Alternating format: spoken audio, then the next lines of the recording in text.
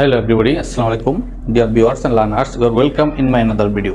Dear viewers and learners, today we are going to discuss on narration. Dear viewers and learners, no more talk. Let's get started our class. প্রিয় শিক্ষার্থী, as usual আমরা আজকেও narration সম্পর্কে আলোচনা করব। তোমরা যারা আলিম এবং এইচএসসি ক্লাসের শিক্ষার্থী এবং পরীক্ষার্থী, আজকের টপিকসটি তোমাদের জন্য। আজকে আমরা আলোচনা করব আলিম এক্সাম 2018 সম্পর্কে। 2018 সালে আলিম পরীক্ষায় কোশ্চেন বা প্যাসেজটি আসছে। প্রথমে আমরা প্যাসেজটি পড়ে নিই। তোমরা নেরেশন শব্দের অর্থ জানো। নেরেশন শব্দের অর্থ হচ্ছে উক্তি। বক্তার বক্তব্যকে কি বলে? উক্তি বলে। The speech of an orator is called narration. নেরেশনের ক্লাসিফিকেশন তোমরা অবগত আছো। তাছাড়া নেরেশন পড়তে গেলে কিছু টেন্সের বিষয় আছে। টেন্স পড়া লাগবে, ভার্বের রূপ পড়া লাগবে, নাম্বার, পার্সন সম্পর্কে বেসিক আইডিয়া থাকা লাগবে এবং নেরেশনের কিছু রুলস আছে। অর্থাৎ আমরা কোন টেন্সে থাকলে কোন টেন্স নিব এই বিষয়গুলো জানা লাগবে। নৈকট্য সূচক শব্দ আছে, এগুলো অবশ্যই তোমরা দেখে নেবে। Have you saved something? Have you saved something for future? Said the rich man. ধনী লোককে জিজ্ঞাসা করলো, তুমি কি ভবিষ্যতের জন্য কোনো কিছু সঞ্চয় করে আসছো, জমা করে আসছো? কাকে প্রশ্ন করছে? আমরা এখনো পাই নাই। No, said the cobbler. তখন কোবলার কি বললো? কোবলার বললো কি যে না, আমি কি করি নাই, জমা করি নাই। I am happy with the present and think like about tomorrow.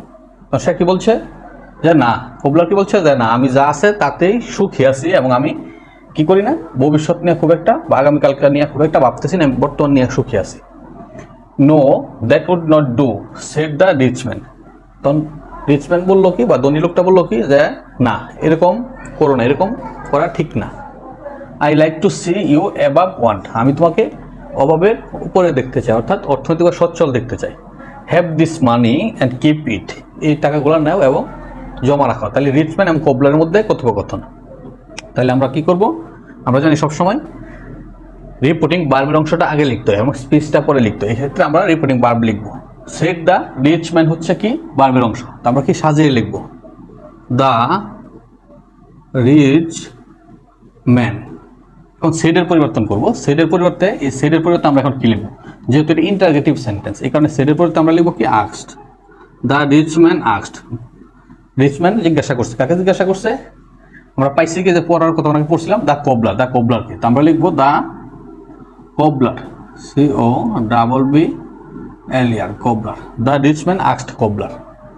যেহেতু ইন্টারগেটিভ, এই কারণে আমরা সেডের পরিবর্তে আস্কড ব্যবহার করলাম। তারপরে কোবলার লিখলাম। এখন কমা ইনভার্ট কমা পরিবর্তন করবো, অর্থাৎ বার্বের অংশ যদি আগে থাকতো তাহলে এখানে কমা থাকতো, আর এটা ইনভার্ট কমা আছে, এটা পরিবর্তন করবো।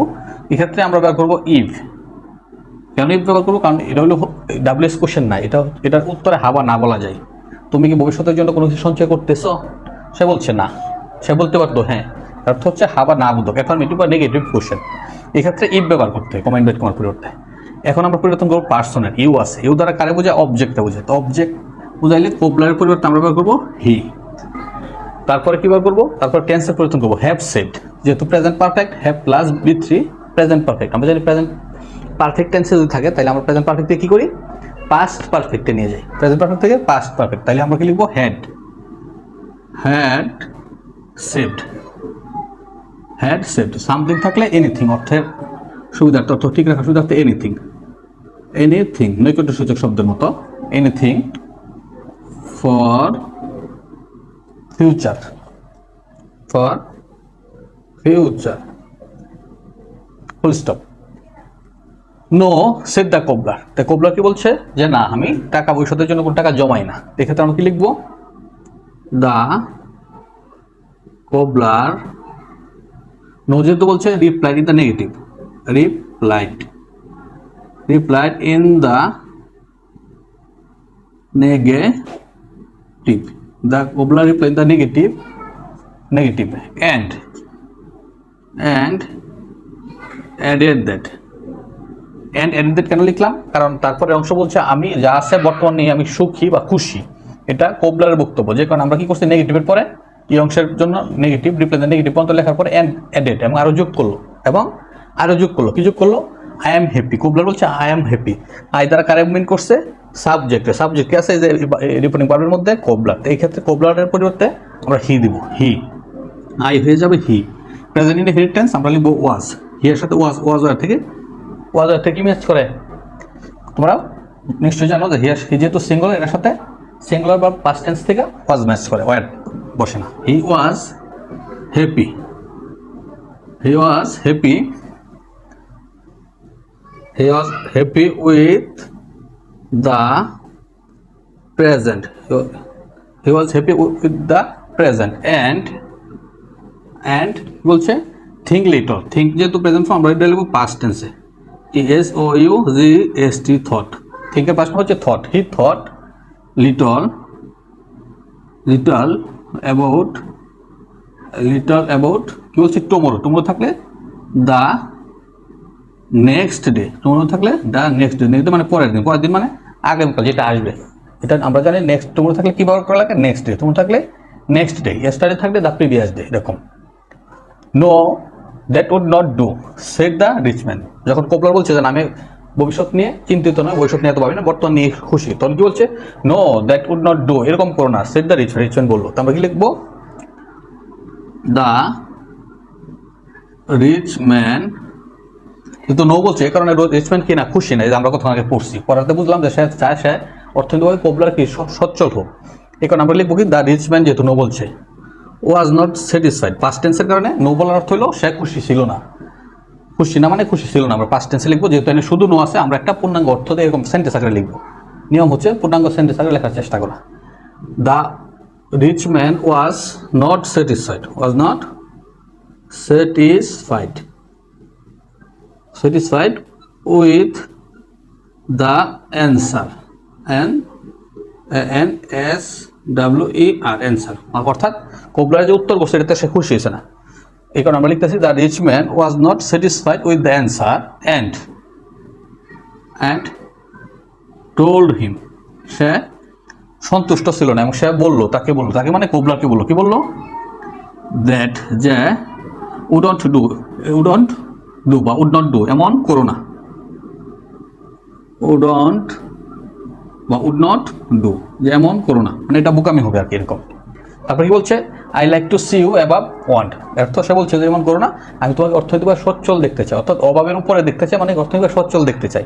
I like to see you above want, above অর্থ উপরে, ওয়ান্ট অর্থ অভাব, মানে অর্থ চাওয়া না, এক্ষেত্রে I like to see you above want, আমি তোমাকে অভাবের উপরে দেখতে চাই, মানে তোমাকে অর্থনৈতিক সচ্ছল দেখতে চাই। তারপর কি লিখবো, the rich man told him, দেখে নি লেখা ঠিক আছে কিনা ভিডিওতে, আমি একটু ব্যাক থেকে দেখে আসি, হ্যাঁ ঠিক আছে, স্পেস নেই কিনা এটা দেখা লাগবে, দেখে নিলাম। The rich man told him, তখন বৃদ্ধ লোকটা তাকে বললো, কি বললো, assertive sentence that, told him that, তাকে বললো যে, হিম মানে cobbler, that I like to, I মানে রিচ ম্যান, আমরা লিখবো রিচ ম্যানের পরিবর্তে হি, কি ম্যান রিচ ম্যান মিন করছে কি, he like, present definite tense আছে, আমরা পাস্ট ডিফিনিট নিব, পাস্ট ডিফিনিট নিলে B1 আমরা B2 লিখবো, like, he like to see him, you দ্বারা কারে বোঝাইছে, ইউ যেহেতু সেকেন্ড পারসন, হিম রে মিন করছে, হিম মানে কোবলারকে, তো হিমের ইউর পরিবর্তে আমরা হিম লিখবো, কোবলার, হিম অ্যাবাভ ওয়ান্ট। তারপর বলছে have this money and keep it, এবং বলছে এই টাকাগুলো গ্রহণ করো, এই টাকাগুলো নাও এবং যত্ন করে রাখো। এই ক্ষেত্রে আমরা কি লিখবো, দেন, তারপরে কি করছে, দেন দ্য রিচ ম্যান, যেহেতু ইম্পারেটিভ সেন্টেন্স, হ্যাভ দিস মানি, এই টাকাগুলো গ্রহণ করো, ভাব দিয়ে শুরু, শেষে ফুল স্টপ, ইম্পারেটিভ। এক্ষেত্রে যদি আদেশ নির্দেশ অনুরোধ না বোঝা যায়, এক্ষেত্রে স্বাভাবিকতা হয়, তো এক্ষেত্রে অর্থাৎ ব্যক্তির উপরে ডিপেন্ড করে, সে অনুরোধ করছে না অর্ডার করছে, যেহেতু এরকম বোঝা যাচ্ছে না, কারণ আমরা টোল্ড ব্যবহার করতে পারবো অ্যাসার্টিভের মতো। The rich man told him, the rich man told him, C মানে cobbler, the rich man told him, বৃদ্ধ লোকটা, সরি দ্য রিচ ম্যান, ধনী লোকটা তাকে বললো, কি বললো, যদি ইম্পারেটিভ সেন্টেন্স টু ব্যবহার করবো, টু হ্যাভ, অর্থাৎ কমা ইনভার্ট কমার পরিবর্তন নিয়ম হচ্ছে, মনে কমা ইনভার্ট কমা আছে এখানে, এক্ষেত্রে ইম্পারেটিভ সেন্টেন্সের সময় টু ব্যবহার করা লাগে কনজাংশন হিসেবে। টু হ্যাভ দিস আছে, দিস মানে আমরা লিখবো দ্যাট মানি, দিস থাকলে that money and keep it এবং ইহা রাখো, যেহেতু এটা মূলত ইম্পারেটিভ সেন্টেন্স, এই কারণে এটা আমরা ভার্ব নাউন হিসেবে ধনী বা ধরে মূলত এনে টু দিলেই হয়ে যায়। তাই কি বলছে, to have that money and keep it. Okay, dear viewers and learners, thanks for listening and watching me. Don't forget to subscribe my channel. Thanks to all.